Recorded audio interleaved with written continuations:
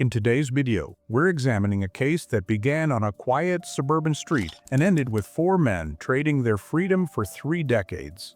What unfolded on Quarryside Drive was not a spontaneous act of rage. It was deliberate, coordinated, timed, and executed in seconds. But what those involved failed to understand was this. In the modern world, violence doesn't disappear.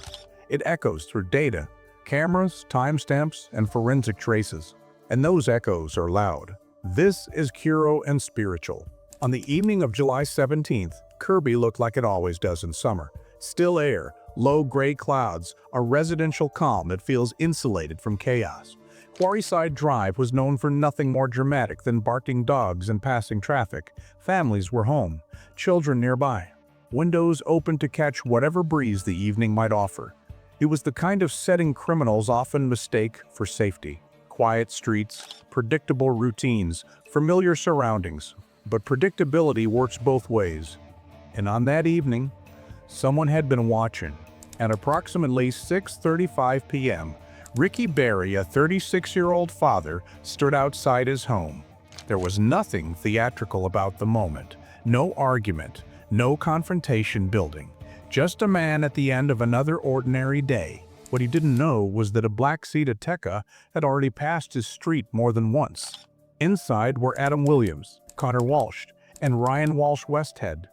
They weren't lost. They weren't sightseeing. They were confirming, verifying, making sure their target was present. Prosecutors would later call it a reconnaissance run, a rexy. In plain terms, it was the final check before violence. On the pavement, Michael Smith approached on an electric bike. He wore a balaclava despite the July humidity, a detail that, in another era, might have offered anonymity. But this wasn't another era. This was a world of doorbell cameras, traffic surveillance, and digital mapping. The mask didn't erase him, it highlighted him. Witnesses would later recall how unnatural it looked. A figure dressed for concealment on a warm, open evening. The car circled again.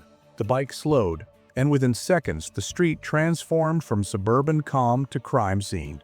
Smith stopped the bike. A firearm appeared. 4 shots cracked through the air. 3 struck Ricky Berry. The attack was efficient, terrifyingly brief, and over before most neighbors understood what they had heard. Ricky collapsed outside his own home while family members looked on in shock. The bike accelerated away. The SUV followed. In their minds, the operation was complete. Swift in, swift out. No hesitation, no delay. But they miscalculated one critical factor: permanence. As emergency services descended on Quarryside Drive, the major crime unit began assembling a timeline. Not guesses, not assumptions. A timeline built for machines that do not forget. Automatic number plate recognition cameras had already logged the Seat Ateca's movements. It hadn't simply passed the street once, it had circled, looping in a pattern that screamed intent. Cameras on adjoining roads tracked its entry and exit points with clinical precision. Each pass was time-stamped, archived, waiting. Then came the phones. Modern investigations do not rely solely on eyewitnesses. They rely on digital footprints. Cell site analysis revealed that the defendants' phones moved in close synchronization before the shooting. They gathered. They traveled together. They approached Quarryside Drive as a cluster, like a coordinated unit. At 6:35 p.m., during the exact window of the murder, there was a noticeable shift in activity. Then a brief silence. To seasoned investigators, sudden digital quiet during a homicide window isn't coincidence, it's choreography. If the vehicle and phone data formed the skeleton of the case, what happened next added flesh and unmistakable detail. Ryan Walsh Westhead had installed a Ring doorbell camera at his own home at approximately 6:36 p.m. Barely a minute after shots were fired, footage captured him and Connor Walsh sprinting back inside. Their movements weren't casual, they weren't composed. It was the body language of adrenaline, sharp, urgent, unsettled. They had unknowingly documented their own return from a killing. In an era where people fear surveillance from the state, they had subscribed to it themselves. Forensic teams later recovered the Seat Ateca.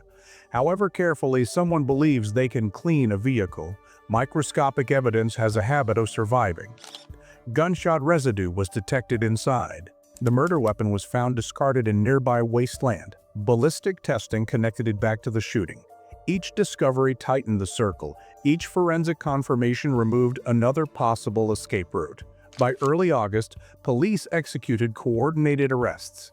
Doors were breached in the early morning hours. The bravado of a July evening evaporated under the harsh lighting of custody suites. Interviews followed. No comment responses filled transcripts. But silence in an interrogation room does not silence digital evidence. The case had already been built. The trial at Liverpool Crown Court in February 2025 unfolded less like a mystery and more like a methodical presentation of inevitability.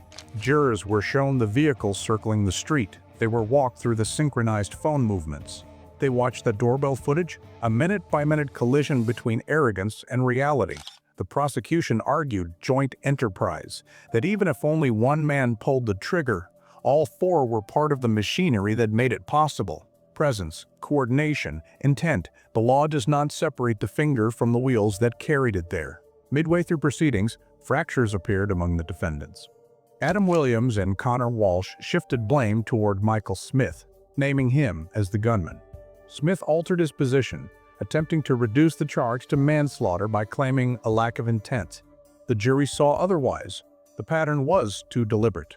The preparation too clear. The shots too direct. Guilty verdicts were returned. In February 2026, sentencing formalized what the evidence had already determined. Michael Smith received 31 years. Adam Williams received 31 years. Gadam Williams received 30 years. Ryan Walsh Westhead received 28 years. The judge spoke of planning, of premeditation, of the devastating impact on a family forced to relive 6:35 p.m. again and again in their minds. He emphasized that daylight executions on residential streets tear through communities far beyond the immediate victim. And still, one element remained absent: motive. No clear explanation was ever offered in court for what grievance justified a four-man operation and a public execution. No articulated dispute. No openly declared debt. Whatever sparked the decision remained locked inside the silence of those sentenced. For the outside world, and for the family left behind, the why remains a shadow. Ricky Berry's life ended in seconds. The consequences for those responsible will stretch across decades. Quarryside Drive returned to routine eventually, cars parked, children playing, lawns trimmed, but beneath the surface there is a timestamp the neighborhood will never forget. 4 men arrived as a coordinated unit that evening. They left the courtroom as one as well, bound not by loyalty, not by silence, but by the slow, rhythmic sound of cell doors closing behind them for the next 30 years. And if there's any final lesson in this case, it is this. In a world saturated with surveillance and data, violence may be swift, but accountability is patient.